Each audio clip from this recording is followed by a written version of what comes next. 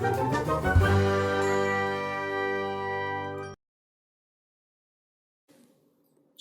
8. The Golden Clothespin Award.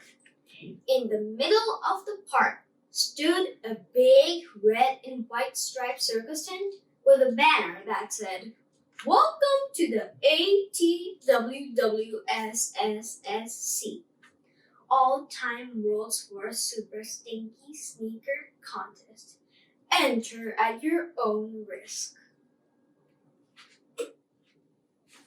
"Dad and I will wander around and meet you kids back here later," said Mom. Stink opened the flaps and stepped through the tent door. Phew! A great wall of smell almost knocked him over. It was like standing smack dab in the middle of a cloud. A giant, invisible cumulonimbus stink cloud. Worse than 30 dead elephants. Worse than 60 corpse flowers. Worse than 99 bottles of toilet water. Lined up on tables all around the tent were dozens of putrid sneakers. Each pair had a number, so nobody could know who owned which sneakers. Stink took his smelly shoes out of the bag and set them on the table. "You will be number 27, said a lady behind the table. "Stink," said Judy, "you can't enter your own shoes in the contest." "Why not?" Stink asked. "Don't you get it? You're a judge now. Judges can't win the contest. That's like voting for yourself for president." "So, Stink, would you think it was fair if I were a judge and I picked my own sneakers to win?" Not really," said Stink. "See, picking your own sneakers makes you a cheater head." "A cheese head?" asked Stink. "No, a big, fat cheater head," Judy said. Just then, Mrs. D motioned for Stink to come over to the important table up front where the judges sat. Red and blue ribbons were set out on a fancy tablecloth alongside the shiny golden clothespin trophy. "What's with the fancy clothespin?" whispered Judy. "That's the award," said Stink, pinching his nose shut, like with a clothespin, and making a PU face.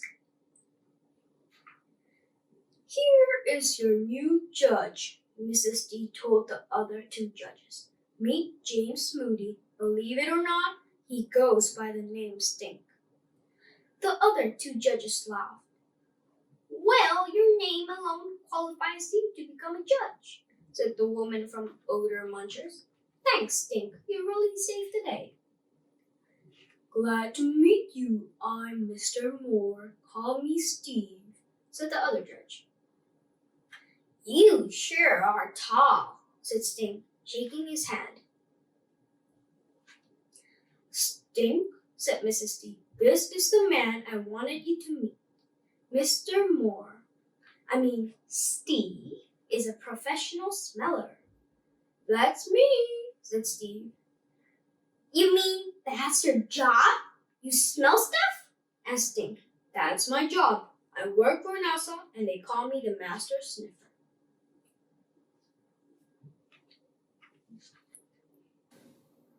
"They call me the Nose," said Stink excitedly.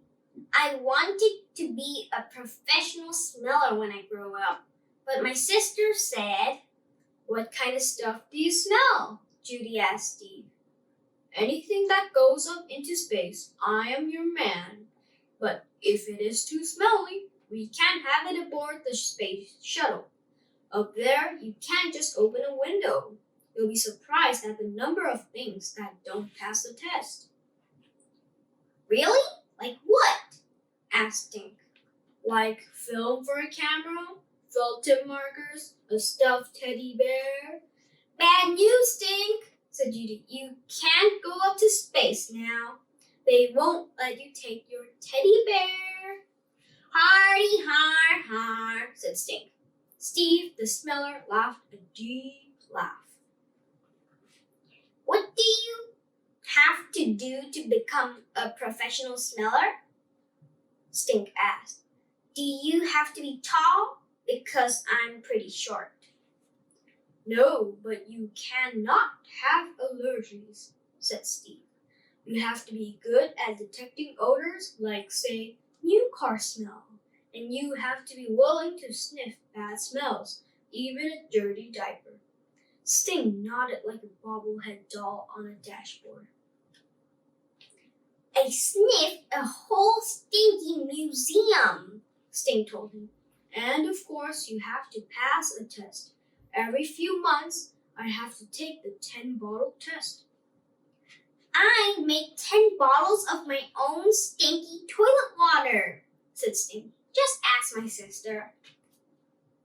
I sniff scents in a bottle and I have to guess if it is popcorn or wet paint smell, said Steve. Then I rate it on a sniff scale from 0 to 4. Anything over 2.4 on the sniff scale fails the test, kind of like what we're going to do today. And I passed my sister's way official Moody Stinkathon, Sting told him. Good for you, said Steve. Sounds like you're already on your way to becoming a master sniffer. Someday I really want to smell a corpse flower. Oh, those corpse flowers sure are humdingers, said Steve. I flew all the way to England once just to smell one at the Royal Botanic Gardens. Whoa, no way! Sting wanted to hear more, but it was time for the contest to begin. Stink rushed over to Smelly Sneakers number 27. He hated to admit that Judy was right, but entering his own sneakers was not fair. He, Stink Moody, did not want to be the unproud winner of the all-time world's worst Super-Stinky cheater contest. Stink gave the number back to the lady. I'm not in the contest anymore, he told her. I'm a judge now. No way did Stink want to cheat. He was an official junior sniffer now. A junior sniffer could not be a big, fat, cheesy, cheesehead cheaterhead. Stink Stinky Facts. Captain Diapers. Believe it or not, astronauts wear diapers on spacewalks. Real-life master sniffers have to sniff clean diapers before they go up to space. Weird stuff they've sniffed. Paint, shaving cream, unyucky sneakers, a guitar, Barney, the stuffed dino, Sally Ride's makeup. It did not pass the test.